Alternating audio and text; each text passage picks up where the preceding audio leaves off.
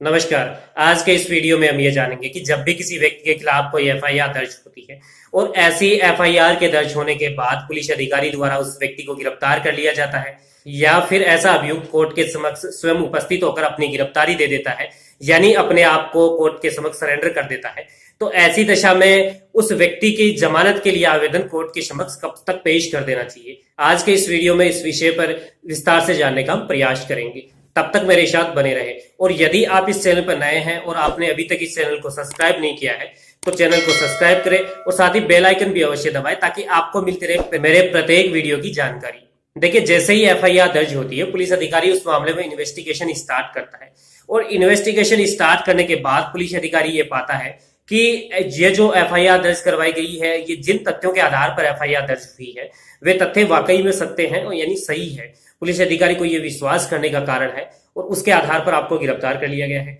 या फिर आपने कोई ऐसा अपराध किया है जो कॉग्निजेबल कैटेगरीज का है और पुलिस अधिकारी की उपस्थिति में किया है, या फिर आपने कोई ऐसा अपराध किया है जो पुलिस अधिकारी की उपस्थिति में तो नहीं किया लेकिन कॉग्निजेबल कैटेगरी में आता है, तो ऐसी दशा में आपको पुलिस अधिकारी वारंट के बिना भी गिरफ्तार कर लेता है। और जब आपको वारंट के बिना पुलिस अधिकारी गिरफ्तार कर लेता है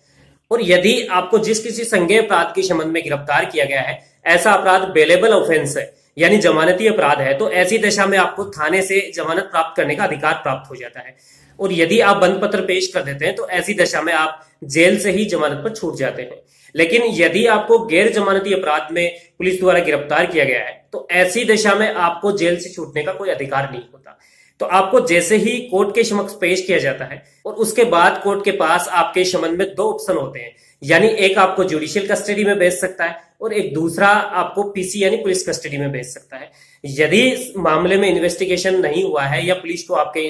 पूछताछ करने की आवश्यकता है तो पुलिस ऐसी दशा में मजिस्ट्रेट से पीसी की मांग कर सकती है। ऐसी पीसी दिए जाने का यानी पुलिस कस्टडी दिए जाने का जो प्रोविजन है सीआरपीसी के सेक्शन 167 में दिया गया है। तो यदि मजिस्ट्रेट के समक्ष पुलिस जैसे ही अभियुक्त को पेश करती है और पीसी की मांग करती है तो ऐसी दशा में मजिस्ट्रेट को पीसी में दिए जाने के पर्याप्त कारण प्रतीत होते हैं, तो ऐसी दशा में उस अभियुक्त को मजिस्ट्रेट पीसी में दे सकता है। और ऐसी जो पुलिस कस्टडी है 15 दिन से ज्यादा नहीं होगी किसी भी हालात में सीआरपीसी के सेक्शन 167 के अनुसार। और इसके साथ साथ अभियुक्त के संबंध में जो भी पुलिस कस्टडी दी जाती है वो एक बार में 3 या 4 दिन से ज्यादा नहीं होगी।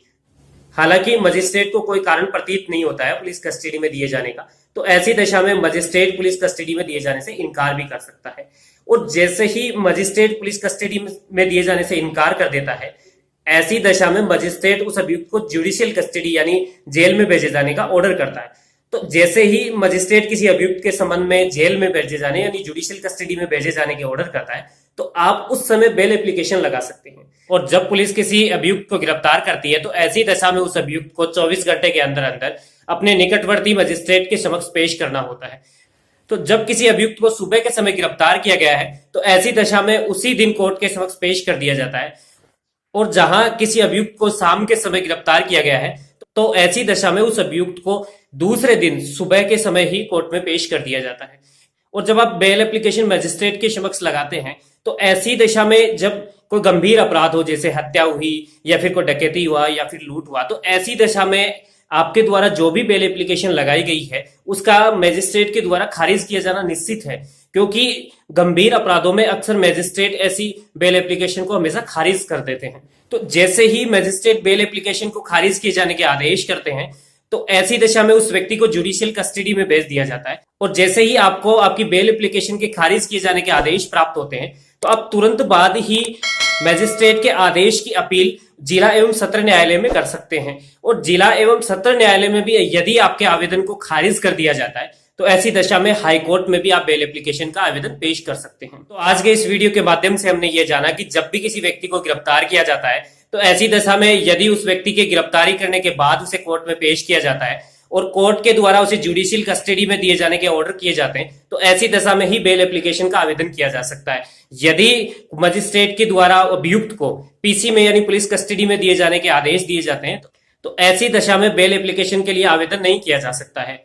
और यदि आप मजिस्ट्रेट के समक्ष बेल एप्लीकेशन के लिए आवेदन करते हैं और आपका आवेदन मजिस्ट्रेट खारिज कर देता है तो ऐसी दशा में आप मजिस्ट्रेट के ऑर्डर की कॉपी लेते हुए उसके सीनियर जो सुपीरियर कोर्ट होता है यानी जिला एवं सत्र न्यायाधीश होता है उसके समक्ष आवेदन कर सकते हैं। और यदि वहां से भी आपकी बेल एप्लीकेशन को खारिज कर दिया जाता है तो जिला एवं सत्र न्यायाधीश के जो भी ऑर्डर्स होते हैं उस ऑर्डर की सर्टिफाइड कॉपी को बेल एप्लीकेशन के साथ पेश करते हुए हाई कोर्ट में आप आवेदन कर सकते हैं। और अधिकतर मामलों में हाई कोर्ट से जमानत मिलने की उम्मीद रहती है, पूरी संभावनाएं रहती हैं। हालांकि कोई रेयर रीजन है या गंभीर प्रकृति का ऐसा कोई अपराध है जिसे यदि अभियुक्त को छोड़ दिया गया तो ऐसी दशा में पूरा मामला प्रभावित हो सकता है। तो ऐसी दशा में हाई कोर्ट भी बेल एप्लीकेशन को खारिज कर सकता है यानी बेल ग्रांट करने से इनकार कर सकता है। साथ ही आप ये भी जान लें कि जो बेल एप्लीकेशन के लिए मजिस्ट्रेट के समक्ष आवेदन किया जाता है और यदि ऐसा आवेदन गैर जमानती अपराध की दशा में किया गया है यानी नॉन बेलेबल ऑफेंस की दशा में किया गया है तो ऐसा आवेदन सीआरपीसी के सेक्शन 437 यानी 437 के तहत किया जाता है। जबकि यदि मजिस्ट्रेट के आदेश से आप अपील में जाते हैं यानी आप मजिस्ट्रेट के आदेश से जिला एवं सत्र न्यायालय के समक्ष बेल एप्लीकेशन का आवेदन करते हैं तो वह आवेदन सीआरपीसी के सेक्शन 439 के तहत यानी 439 के तहत किया जाता है। और सीआरपीसी की धारा 439 के तहत ही हाई कोर्ट में भी बेल एप्लीकेशन का आवेदन किया जाता है।